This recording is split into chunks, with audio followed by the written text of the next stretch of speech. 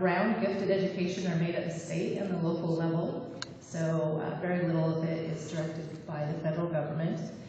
Each state defines what gifted is and how students qualify for the gifted program, and in Oregon, school districts create a written TAG plan of services. In Oregon, the definition of talented and gifted children means children who require special education programs or services, or both, beyond those normally provided by the regular school program, in order to realize their contribution to self and society and who demonstrate outstanding ability or potential. School districts will identify students as TAG in these three areas: intellectually gifted, academically gifted in math, and academically talented in math and academically talented in reading. So those are the three required areas for TAG identification. They also do have some may serve areas: the creativity, leadership, and talented in the performing arts or the visual arts. They've also set the standard for who qualifies at 97th percentile, and that would be on a national standardized test of mental ability or a nationally normed test, either in reading or math. They also have established that students can be identified as potential to perform, and we just call that PP. Essentially, the services are the same, but potential to perform was created so Oregon wouldn't have a system that was extremely rigid and without any leeway. So generally, students that can fall within the standard of error of measurement of the test are also looked at, so that would be 94, 95, 96 percentile. And they do offer another option as well, which is a case study approach, and that would be for students that might have a number of extenuating circumstances and variables, and so it really implies looking at numerous things that are going on in the student's life in addition to all of their testing and performance data. So there's a few graphs at the bottom. You can see our TAG identifications per grade. Obviously, they go up as you get older and older. We actually have 27 TAG students in the 12th grade that are gearing up to graduate, and TAG students who once you're identified as TAG, you are always TAG, so the only way our district loses TAG students is if they graduate or if they transfer out. So our numbers do increase as you go up through the grades. If you were wondering how students are recommended or referred to TAG, out of the ones that were identified in the past year, from April to this April, out of all of those students that were identified, 42% of those students were flagged using our SBAC scores, because our state testing qualifies as one of those national norm tests that we use to identify TAG students. And so that was a big net that caught a number of students. So those are, maybe people think that all TAG nominations come from, that are all nominations basically, but actually 42% were not nominated at all. They were caught using the SBAC scores. 40% were nominated by teachers and parents and ESP staff. 15% were caught using the OGAT screener in the second grade, so we screen all of our students in the second grade, and 3% were transferring students from other districts. The next page has demographics, and broken down using ethnicity and race. And so our first column, TAG students, that would be the TAG students that we serve. The second column would be all districts, that means all the students in our district. And the third column is Oregon TAG. Also know Oregon TAG statistics came from the Digest of Education Statistics 2016. They do that report every 4 years, and so that data is a couple of years old, or a few years old, but I don't have any more current data to give you other than that. The data for the district and the data for our TAG student is current and up to date. So you can see as far as ethnicity and race, our numbers look very much the same across the district and the state, with the exception of our Hispanic and Latino population, which by number looks to be underserved at this point. Then as far as other populations, we have our males and females are pretty evenly split. It looks the same way across the district and also across the state. Our special ed students, we actually have 5.9% of our TAG students are special ed students. And so those are termed twice exceptional students. And 0% of our TAG population is EL, or language English learners. However, there were many that were in the EL program in the past, but they have since exited out of the program. So, so we can check that by going back and seeing if they have taken the ELPA in the past. So we'll know, we do have students in the past that were in the program, but currently we don't have any that are in the program as we speak. Oregon does not keep those statistics, so we can't compare on that. So as looking at our underserved populations, one of our TAG goals for our TAG plan is to look at our underserved populations and to make plans around those populations to better serve them. So we have a number of things that we do to try to equalize our program for all of our students. First of all, our nominations can come from anywhere. They can come from school staff, so teachers, ESP, they can come from parents, they can come from the student themselves. We do have Spanish-English versions of the TAG brochure, permission to test form, and other TAG documents. We have those documents on the shared drive so teachers can grab them easily for parents. We also have other resources on the shared drive for our teachers to access.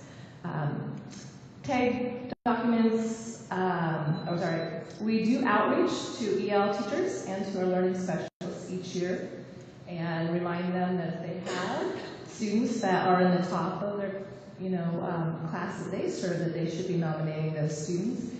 And we do get EL serve nominations each year, and we do get special education nominations each year.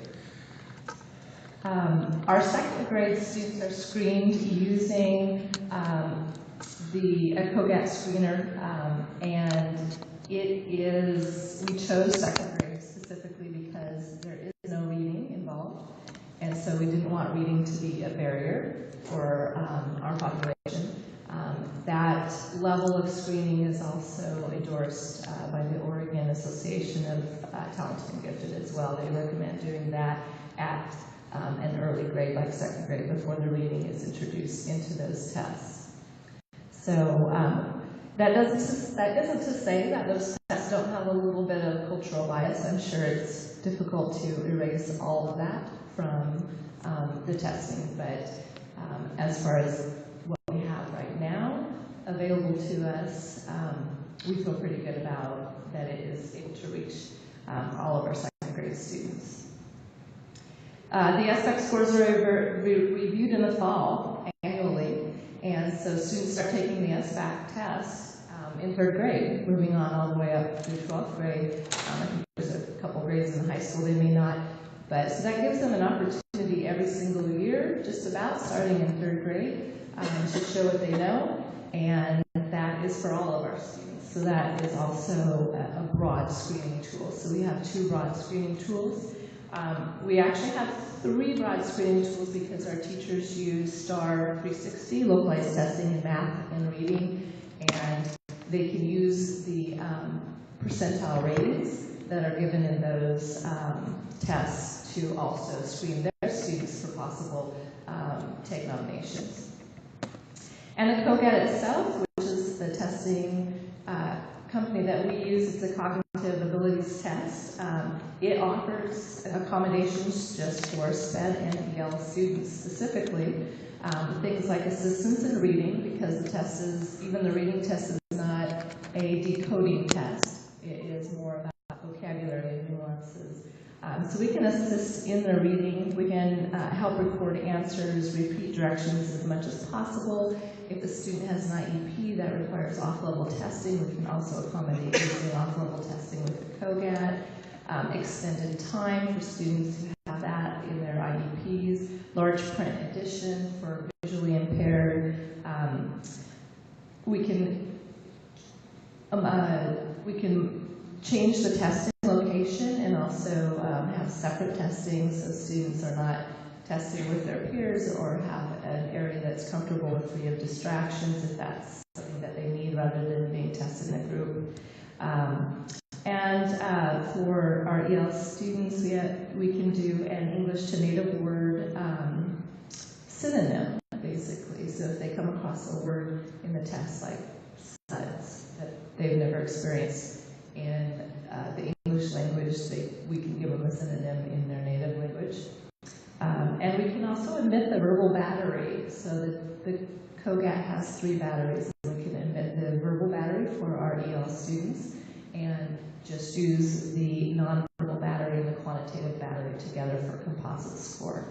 So we've got lots of options there, and we do readily use them when we should and when we need to. As far as my duties, they're varied. So maintaining student files, database, personalized education plans come through me and then go to the parents. The teachers actually create those. I maintain the other TAG records. I assist the teachers with the personalized education plans, any modifications and accommodations that they need assistance with, or teaching strategies that they need help with, getting resources to them as well. Maintaining the shared drive, which has lots of resources for them for the TAG program. Maintaining the website for as far as our TAG information that's on the website. Communicating with parents and teachers and principals, trying basically to keep everyone up to date on all of our TAG students so they can be properly served. Foster relationships with community partners, plan extension activities for the different grade levels. And then, of course, we talked a little bit about reviewing SBAC scores in the fall and I administer the second grade screener mid-year to all of our second graders, so that's another thing. Provide professional development to educators as needed, and that can be in the area of TAG identification, services, or teaching strategies. Administering testing, of course, and collecting performance data. Preparing that data for the TAG committee, so all of our decisions are done by committee, not individually. And so our committee also is involved in planning the procedures for TAG and program evaluation. And then also adhering to district TAG policies, our TAG plan, Oregon statutes, and administrative rules. So those are just some of the things that I do. And if you were wondering a little bit about the services, in Oregon TAG, they would much prefer that our services be every day and in the classroom, and that way our students are getting those accommodations and modifications every day, rather than simply like a pull-out program as some states have elected to do or have done in the past. So there is a wide base of instructional strategies and modifications that have been shown to be effective for TAG students. I give you a little bit of a list there. The first half of the list is a lot of teaching strategies, and the second half has a little bit more to do with the grouping, ways of grouping, and also accelerated programs, especially things in the high school, like advanced placement, dual credit, and honors courses. So it's just a variety of curriculum compacting and extensions and modifications in the elementary, and a variety of offerings at the high school level. And the middle school is kind of an in-between place where you get a little of both. And I'm done with my presentation, but I'd be happy to answer any questions that you have.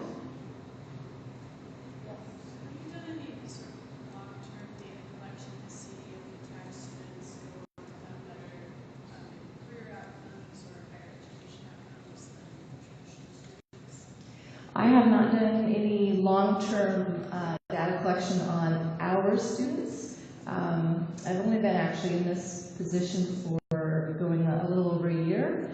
However, the state of Oregon does do that type of collection, and also they do nationally, they do that type of collection as well.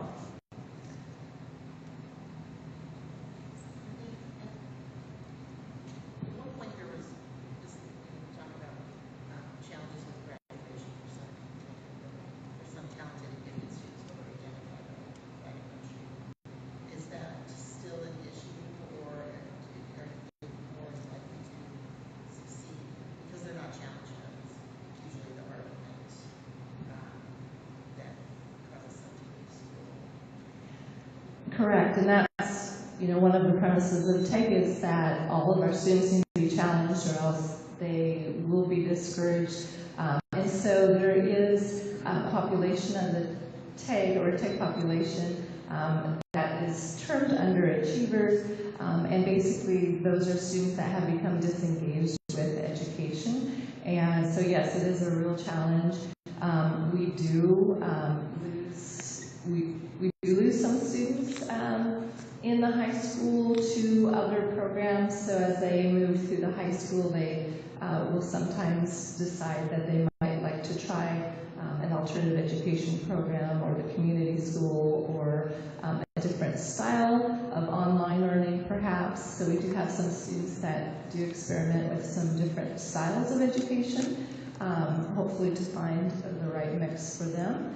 And but I also know that our high school has been extremely proactive in increasing our AP program and trying to expand their college dual program and dual credit program like College Now.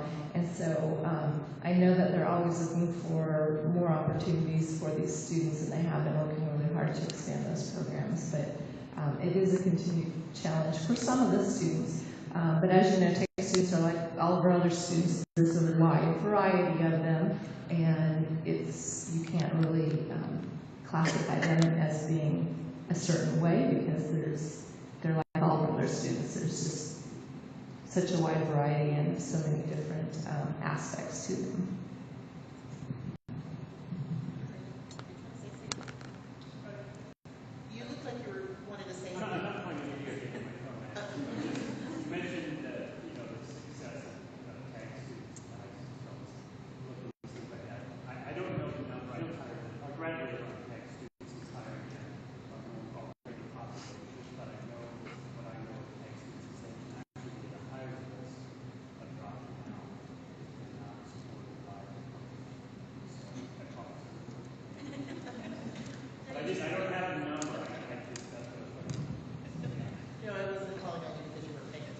Yeah, and most of our TEG students. Yeah.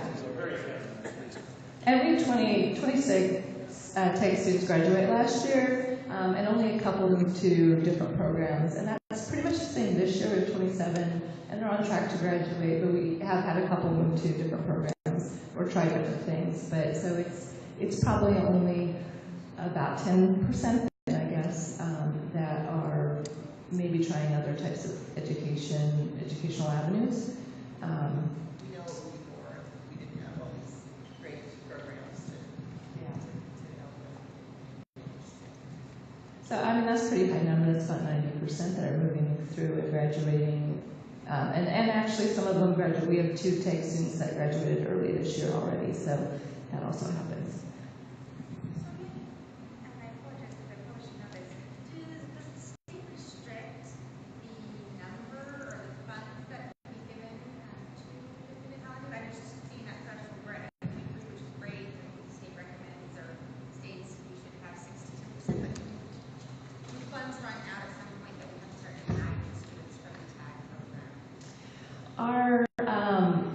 Our TEG program shouldn't be, as far as students who are identified, shouldn't be related to funding, as technically TEG is an unfunded program.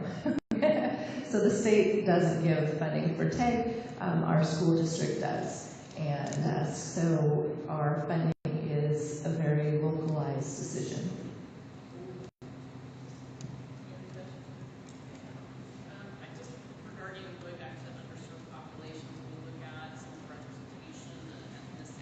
Yes. You mentioned here that there are Spanish versions of the tag brochure, et cetera, available.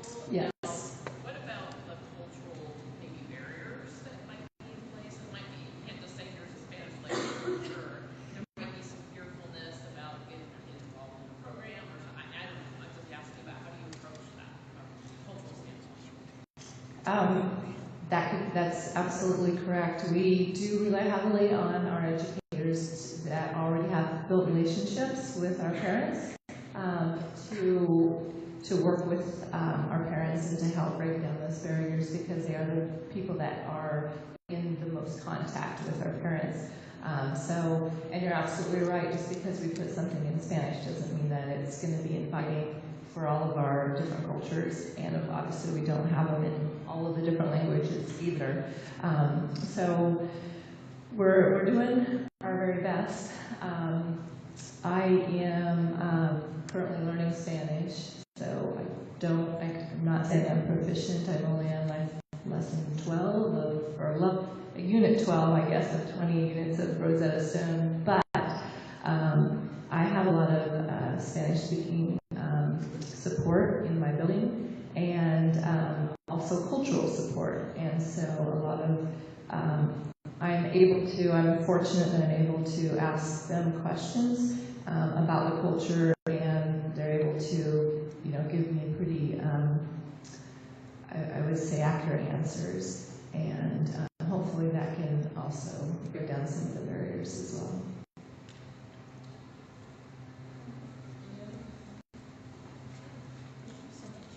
You're welcome.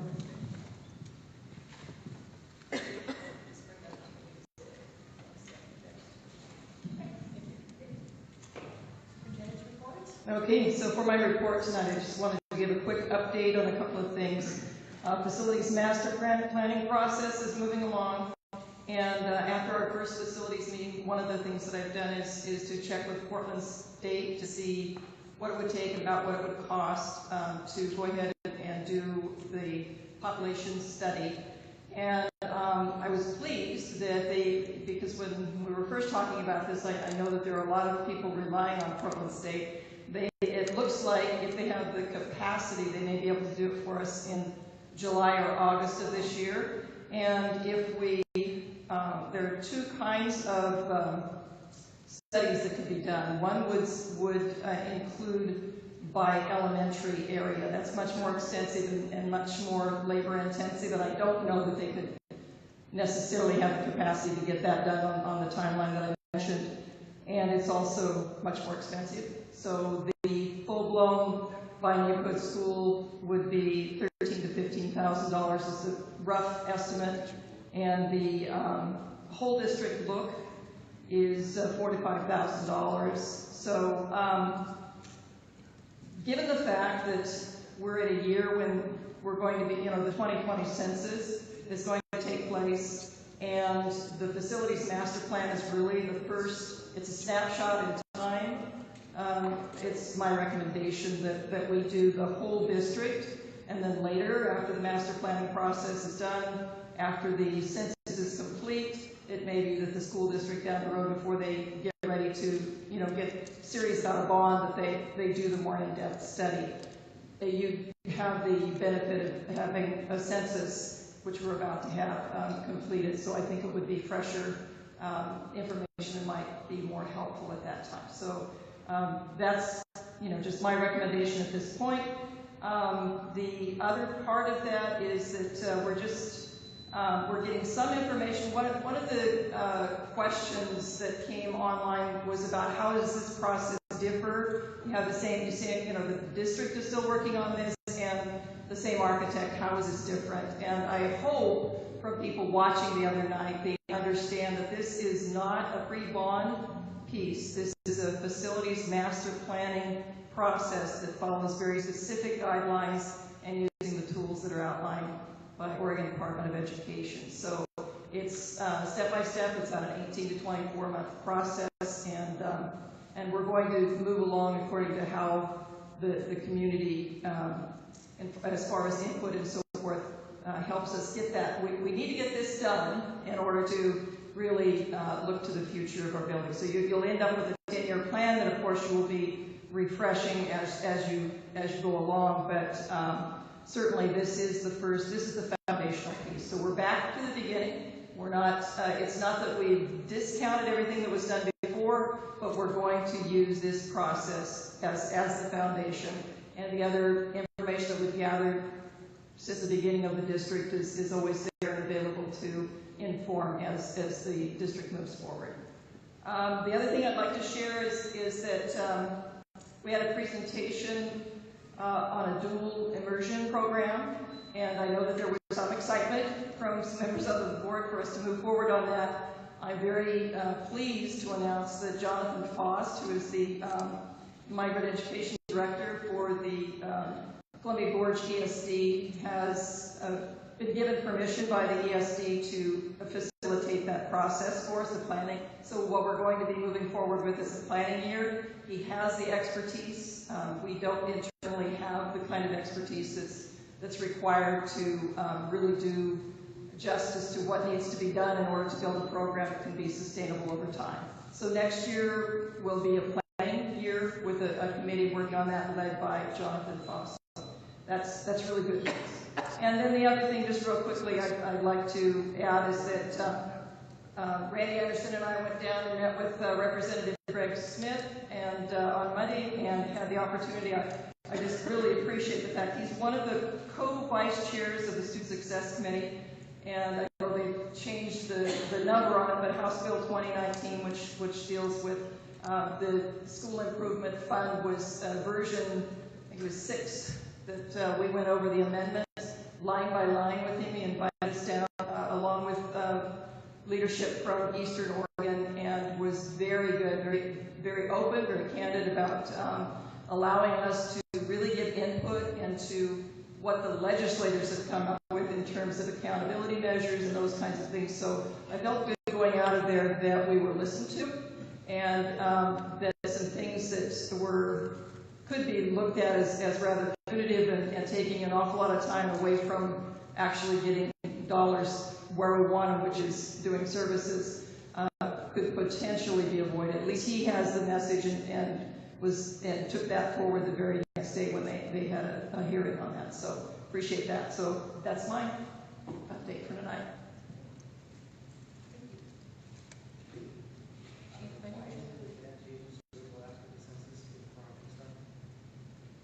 Okay, Rob has asked why is it advantageous to get after the census to get the project started. It's not that we're going to continue on this master planning process, but we're not going to ask for the extensive Portland State study, which would go by elementary building, because we're not anywhere near ready to decide what we're going to do for a bond in the future. So closer to that time, the board at that time may choose to go back to Portland State and say, we really want to look at by elementary area, what does the population study show? Because it might show that by that time we're growing tremendously. For example, in the Colonel Wright area, we have a very small footprint of a school there. That's our smallest school. That's going to be a decision point for the board. We're not at a place where we're ready to do a bond, and so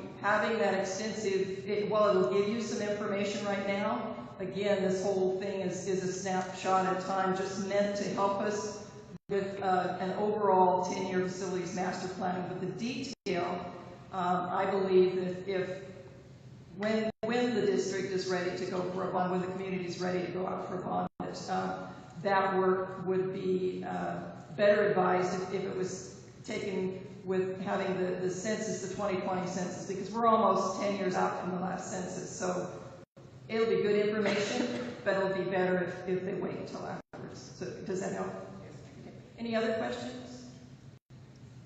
Okay. Chief Financial Officer report. My first item,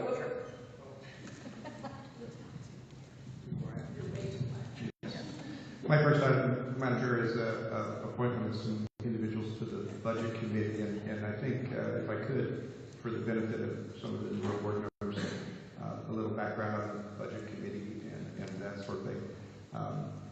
The local budget law requires that the budget committee be composed of the entire school board and an equal number of qualified voters. They serve 3-year terms rather than 4, and are staggered 2 to 3. So there are at least 2 people who complete their term every year. For the matter of outreach, we've tried a number of things: newspaper advertising and the web page, and encouraging people to step forward. Frankly, most of the interest and the appointments come from personal contact. They have an interest in serving, helping, and that's frankly a good place to start. 2 of these vacancies that we need to fill tonight came rather late in the process. Keith Morgan moved out of town and coerced his father into taking his place. And Mark Berry has served for a number of years on the budget committee, and told me when we got done last time, he said, if you could find somebody else. Well, we didn't do much. And then he asked me, did you find somebody? And as it turns out, you'll recall Tanner Elliott was interested in being appointed to the board, so I asked him when that didn't come to pass if he would be willing to be on the budget committee, and he was more than willing to do it. So, and again, we'll have 2 more vacancies as soon as this budget is over. So we generally, I think without exception, reappoint people that are willing to do it again. And frankly, there's not a long line of people that want to do this. So I appreciate them all, but I certainly don't want to give the impression that we're prohibiting anybody from being on the budget committee. And we welcome everybody that showed interest. It's limited to size, but we certainly their application and consider their appointment. That being said, Chris DeRoot has been on for, I think, 2 terms and is willing to do it one more time. As I expressed, Keith Morgan moved to Michigan or Minnesota or someplace. And Dennis Morgan, frankly, has a significant interest in the school district, and Tanner Elliott, as I mentioned. So those are my recommendations for appointment. We need a motion to take that out.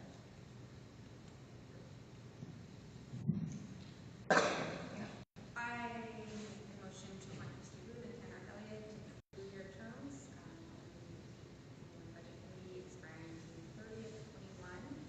And I further move to appoint Ms. Morgan to the budget committee for the balance of the unexpired term of Keith Morgan expiring June 30th, 2020. Mayor, second? Okay. Any discussion? Hearing none. All those in favor? Opposed? Okay. Motion passes. Thank you. The financials, not much to discuss there. The enrollment has recovered from the Christmas break. It seems to be holding and working slightly. It's again beginning to look different than the other graphs. It's going up when about that time here everybody else turned down. So I have no explanation at all. But I'm glad to see it's going up instead of down. Very Can I ask a question? I'm not familiar with what's the difference between WCS and alternative school. I thought it was just. WCS is now the Wetumpka Charter School. Yeah, but what's the alternative school? There's an alternative classroom, a high school classroom at Wetumpka campus. It's a separate, yes. So they have their own population. Yes. I think that's all I have, Madam Chair. Thank you very much. Attorney? Do you have anything? Oh, sorry.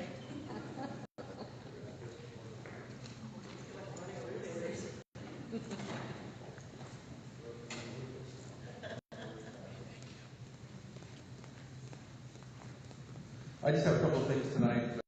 We have a need for a vote of the board on the extension of the lease that we have at Columbia View Heights. For those that are new to the board, we've had a lease for about 4 or 5 years now. It's grading for the first it was Rocky Webb, and now it's his daughter and her husband that have been running cattle on the acreage up at Columbia View Heights. It's a win-win for them. They get to graze their cattle. We have somebody to knock down the weeds and keep that from being a fire hazard. We routinely, this time of year, roll it over for 1 more year. The lease allows the school district to opt out at any time if something were to change in our plan for what we do with that acreage up there. But we just need to have the board vote to approve the extension of that lease for 1 more calendar year. So if anybody has any questions about it, if not, I think there's a motion. Yes, very sure. I'll make a motion to approve resolution 1819-14 to extend the lease for our second. Any discussion? Okay, hearing none. All those in favor? Opposed? Okay. So as soon as I get that back, I've sent it to the Wilkinsons for their review. As soon as I receive that back, then I'll get a hold of you and have you sign it. The other issue is, about 3 or 4 years ago, we were approached by a company called Pell Industries looking for a licensing authority to market our trademark, the logo, the high school logo. At that point, the board voted to enter into an agreement with them that would allow them to, in essence, market paraphernalia with the logo on it on their internet site. And I just received a couple of weeks ago or a week ago an email from the folks wanting to renew that. It expires, I think, at the end of the school year, around June. And I spoke with folks at the high school about their position on that. This agreement with Pell predates the Boosters Club, really, which has really been the only group that's been using the only group that's been authorized to use the River Rock logo for producing hats and shirts and things like that. To my knowledge, this Pell Industries has not produced anything. We haven't found any indication of their use of the logo to sell items. When they first contracted with us, I received some information about their website that they were going to launch with this, but it really has not produced anything. Curtin has expressed a desire from the high school's perspective not to renew the agreement, rather keep it in-house and allow the boosters kind of that sole access to that logo, because that provides benefit to the school, whereas what we are getting right now from Pell Industries theoretically is a percentage, a small 8%, I think it was, of their net sales, which to my knowledge is for zero. Randy couldn't find any indication that we received any compensation from them, and nor at the high school. So the point is, I just am looking for some direction from the board as to how to respond to these folks, yea or nay, whether we're interested in continuing a relationship with them. Just so to make sure I understand what's happening, the Booster Club can't use the logo because Pell has... No, Pell does not have exclusive rights, but what we get from them is, if it's nothing, theoretically what we get from them is 8%, and a much larger percentage of sales through the boosters funnels back into the accounts of the high school. So our preference is to limit it to that. Practically speaking, I think it's really already just limited to that. So I don't have any evidence that they've done anything with this. So my recommendation to the board is just to simply say thank you, we're not interested in renewing that relationship and allow the boosters to run with it. And that the boosters are allowing that they're requesting as well. I would talk to the boosters about it, but I'm assuming they would prefer not to have theoretic competition. So they've been given permission by administration to use the Riverhawk logo. So. Do we have bumper stickers currently? Okay. I don't have one yet. but we've got it. Jason, you know, like individual schools or other clubs also sell stuff with the Riverhawk logo and there's the clubs or just I don't think anybody's. Yeah. You're nodding your head, yes. So you're talking about like the middle school and. yeah, I guess it was just the high school, but other, because that's only Riverhawks, right? It's just high school. Right. But could other, I mean, does Booster cover every single after school club? Like, All different sports. no, but also like band or music or drama? Yeah, they are part of that, aren't they? So It's all folded into that. Yeah, so we as you control the rights to use this logo. And so that gets authority to the superintendent and to us. And so we then allow ASB groups, economics class, to use that as long as that money, the profits go back into the school or a school program somehow. And so what I would probably object to would be a department store, some business on their own, just like if you're going to sell T-shirts with Mickey Mouse on them, that it isn't that. So, but yeah, any student group that we have at the school, we allow to use that. The last 2 weeks I've had to become an expert in copyright. Not an expert, but I've had to learn this too. Yeah, Yeah, that's how it's. the reason the relationship with Pelican even started was because we had to notify some folks that they couldn't use our logo without authorization. There was some stuff that was popping up in local stores that was not authorized, so just trying to keep it out of the people messing with it.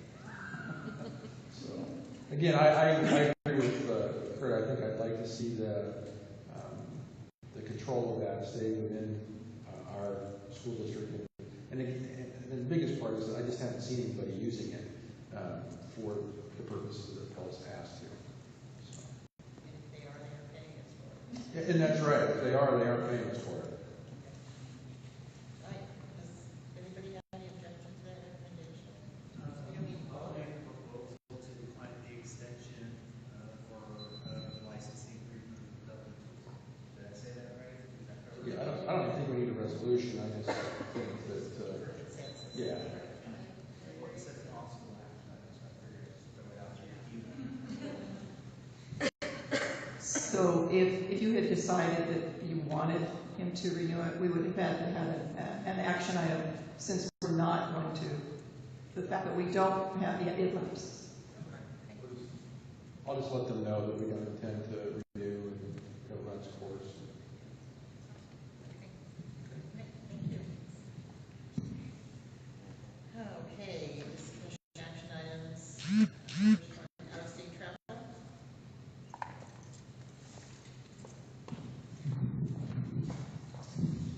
Thank you. I am, on behalf of our VEX robotics team, middle school team, who won not only state, but also qualified for nationals. So our robotics coach, Jesus Acosta, is one of our ESP members here at the Dallas Middle School, and would like to, is requesting to go to Louisville, Kentucky, or I can't remember, yeah, Louisville, to take the team to nationals. And it's a big deal. They've been raising funds since they've gotten that honor in February. And so it's a no cost to the district, and actually district employees and pitched in for some of his time to go, as far as donating their personal days in order to do such. So it's a lower cost for him, since he's paid by the OSU extension for the after school time. And so take the time, take the days, and he's asking for that request to travel out of state with these students. How many students are going? There's 3 students that are going, yes. In the 7th and 8th grade. So we'll have some of the students returning with us next year. Okay, in terms of motion, I'll make a motion that we approve the out-of-state travel request for the Dallas Middle School robotics team. any discussion? Well, first of all, I just wanted to say congratulations. Thank you. It's great. Yeah. Really proud of you guys. And also just curious, how are you fundraising and is there a way that we can support that effort? So they've been doing car washes. They've also been selling bakery items that has a high value of return for them. They've been doing GoFundMe pages on some of those things for kids. And so just a lot of the different OSU Extension has also pitched in some of that. So, yeah. You know, we can get some more information on this, or is it in our? So let me just clarify that although it's the Dallas Middle School team, it's not actually sponsored by the district, it's sponsored by Oregon State University. And so that's the difference, because you know, if it were one of our teams or stipend coaches or that type of thing, it would be more of an internal piece for raising the funds. And so, for example, our staff, the fact that he is a member of our staff is fantastic, and the fact that our staff are willing to donate some personal time for him to be able to go so that he isn't at a loss of salary. You know, obviously I would give him leave without pay for that, but this makes it much easier for him to be able to go. So that's the difference, is it's an Oregon State Extension robotics program as opposed to a district program. So basically, we're approving his leave rather than anything. We're approving his leave, and we are authorizing our kids to be able to go. So, you know, you want excused absences, that type of thing. So it's just that little gray area, you know, where we cross the line between what our partner agencies do to help us have lots of things going on and what we're able to do as far as coaching and stipends and those kinds of things that we have internally. All right. Any further discussion, questions? Okay. All those in favor? Aye. Opposed? Motion carries. Thank you. Thank you. Good luck.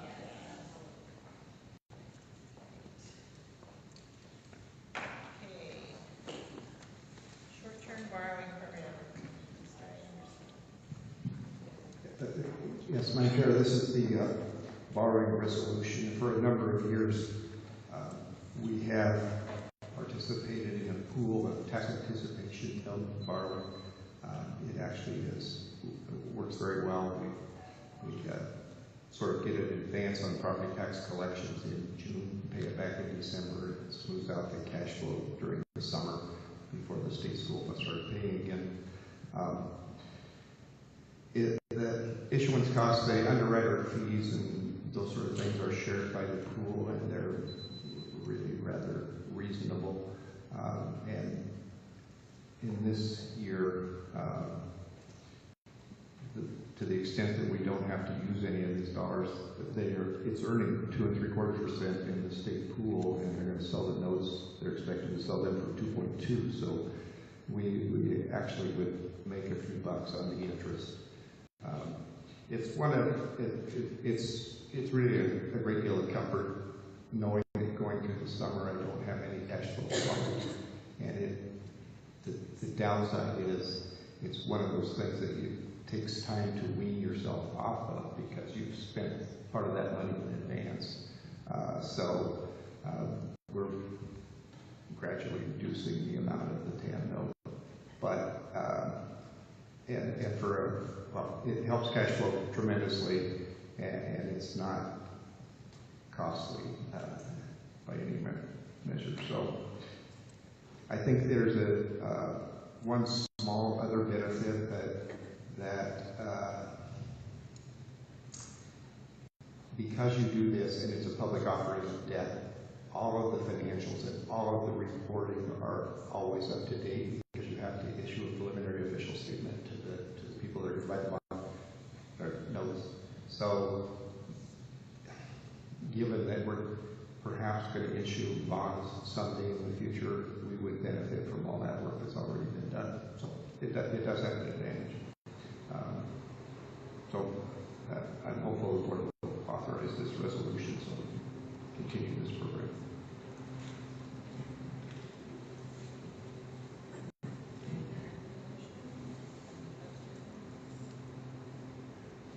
I'll make a motion to accept resolution 1819. That work?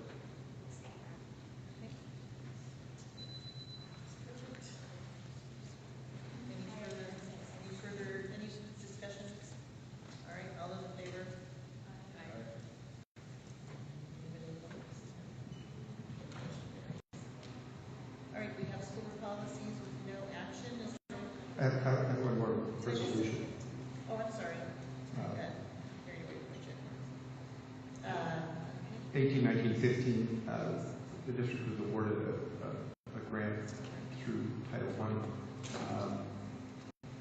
Frankly, it had so many acronyms, I asked the superintendent to find out what it was.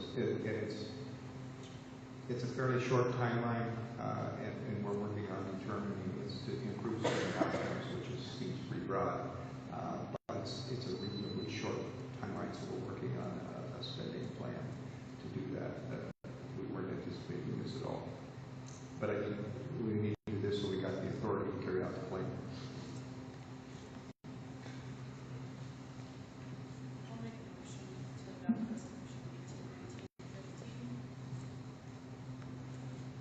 Likely you're going to get a second motion. Any discussion? All those in favor? All right. Opposed? Carries. Okay. Now we get into school board policies. Is there anything we need to know about these in particular?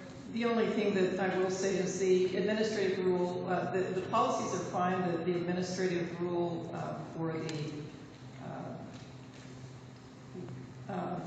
GBNA, that piece I'm going to work on and bring back. To me, there needs to be some more definition of it because they've changed from complaint to report, and I want some more definition around what does it mean to report so that we're ready for it.